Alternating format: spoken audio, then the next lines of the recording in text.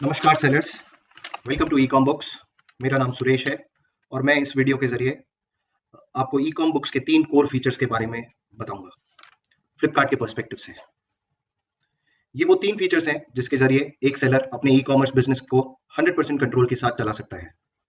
अमूमन यह देखा गया है कि ई-कॉमर्स सेलर्स के पास उसके ई-कॉमर्स बिज़नेस का हिसाब नहीं होता। क्या आ रहा है, क्या जा रहा है, रिटर्न्स आ रहा है या नहीं, पेमेंट आ रहा है या नहीं। और आज के परिवर्तन के दौर में जहाँ सभी बिज़नेस डेटा ड्रिवन हो रहे हैं, यह ज़रूरी है कि सेलर्स अपने बिज़नेस की हर बारीकियों को समझे और उस व्यापार पे 100% कंट्रोल रखे और एक ताकि बेहतर डिसीजन अपने फ्यूचर के लिए ले सके।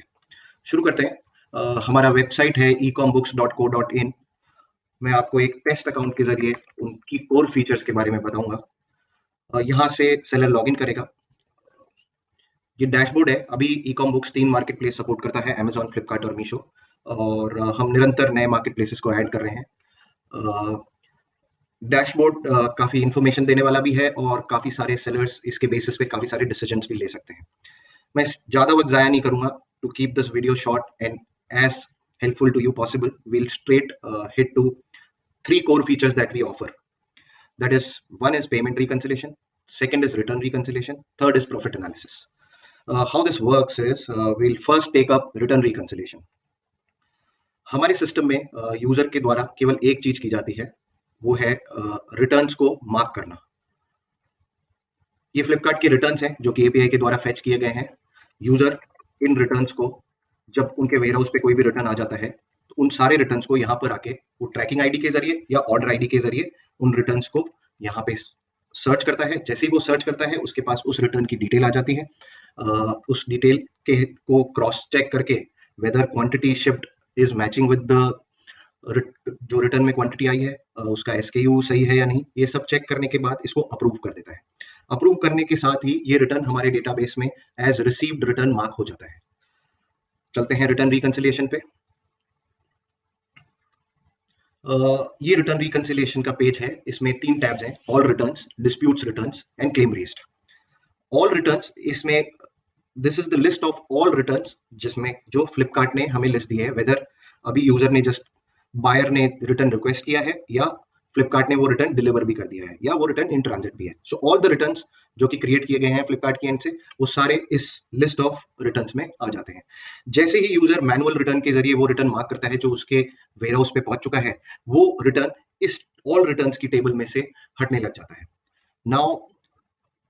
Now the remaining returns that you see here are all those returns which are in transit or newly created one.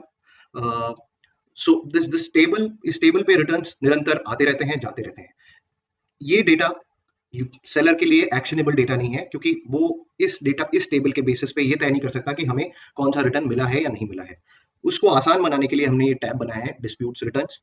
Disputes returns में वो रिटर्न्स आते हैं जो फ्लिपकार्ट ने अपनी तरफ से कंप्लीटेड मार्क कर दिए हैं, और वो रिटर्न्स जो कि फ्लिपकार्ट ने कंप्लीट भी मार्क नहीं करे हैं और रिटर्न क्रिएशन डेट को 60 दिन हो गए हैं। फ्लिपकार्ट का रिटर्न को लेकर एक पॉलिसी है कि if you do not receive a return with in 60 days of return creation date, you are eligible to file claim for it. It is Flipkart's responsibility to deliver all those returns within 60 days time. तो ये table में वो returns आते हैं जो फ्लिपकार्ट ने कहा completed है, पर यूज एक सेलर ने हमारे सिस्टम में रिसीव नहीं करे, और वो रिटर्न्स जिनको 60 दिन हो गए हैं पर फ्लिपकार्ट ने वो डिलीवर नहीं करे हैं। यूजर ये सब डेटा का एक्सपोर्ट ले सकता है सीएसवी में और फ्लिपकार्ट के पैनल पे क्लेम मार्क कर सकता है। जैसे ही यूजर इन रिटर्न्स का क्लेम कर लेता है, यूजर यहाँ पे सिलेक्ट ऑल कर सकता है और क्लेम रेस्ट कर सकता है। इससे ताकि यूजर एक सेलर अपने डेटा को मैनेज कर सके, कि उसे ख्याल रहे कि इन रिटर्न्स का मैं क्लेम कर चुका हूँ, इन रिटर्न्स का क्लेम करना बाकी है। जैसे ही आप क्लेम रेज मार्क करेंगे, वो सारे रिटर्न्स इस टेबल में आ जाएंगे। अब जो रिटर्न को लेकर जो संशय होता है सेलर के यहाँ पर कि whether I am receiving my returns back और not, this solution entirely covers it. और आप 100% एक्यूरेसी के साथ ये बता सकते हैं कि ये रिटर्न आया, ये रिटर्न नहीं आया। नहीं आया तो हमें फ्लिपकार्ट पैसा दे, आया है तो we have received it, it is completely fine. Moving on, ये हुई रिटर्न्स की बात।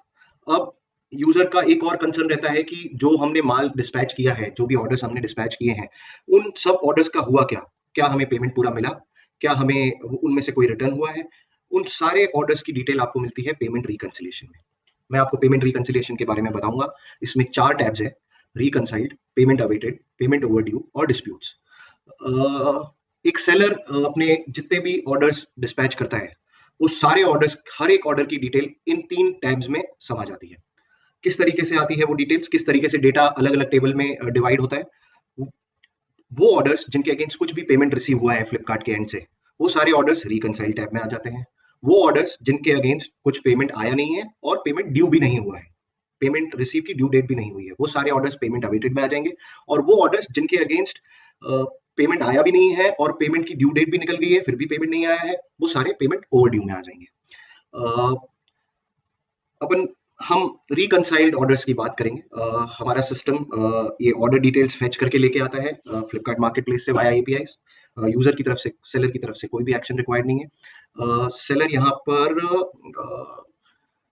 अपनी कैटेगरी, हर एक एसक्यू की कैटेगरी और वेट इन्फॉर्मेशन ईकॉम बुक्स के साथ शेयर करता है, जिसके बेसिस पे ईकॉम बुक्स का सिस्टम उसका कमीशन, उसका फिक्स फी, उसका कलेक्शन फीस, उसका शिपिंग फीस, उस पर टैक्स और टीसीएस कितना कटना चाहिए, उसके हिसाब से ई-कॉम बुक्स का सिस्टम एक्सपेक्टेड सेटलमेंट निकाल के लाता है कि ई-कॉम बुक्स के हिसाब से for this order a seller should get 292.14 rupees.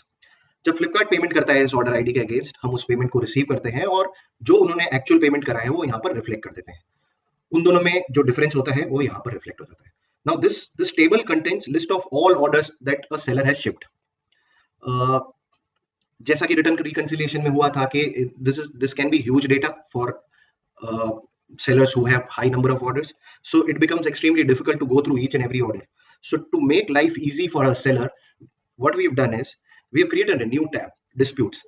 इस टैब में वो सारे ऑर्डर्स आ जाते हैं जिसके अगेंस्ट फ्लिपकार्ट ने एक्सपेक्टेड पेमेंट से कम पेमेंट दिया है। You get a list of all your orders जिनके अगेंस्ट कुछ भी पेमेंट कम आया है।